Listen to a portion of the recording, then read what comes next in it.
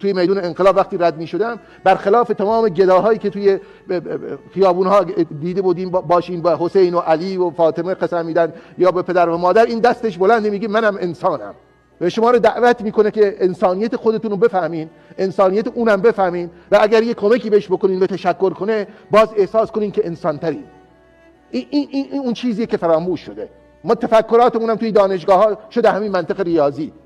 اینی که میگیم 5 میلیون معتاد، حالا معتادم که هستن، 5 میلیون آدم عدده.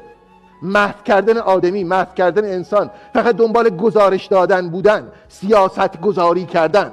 کلمات سلم قلمبه که این روزا باب کردن واسه همین چیزایی که زندگی ما رو داره نابود میکنه، وجود ما رو داره تحقیر میکنه، انسان بودگی ما رو از ما گرفته. ولی این وجود داره، این از بالا تا پایین این جامعه همینه.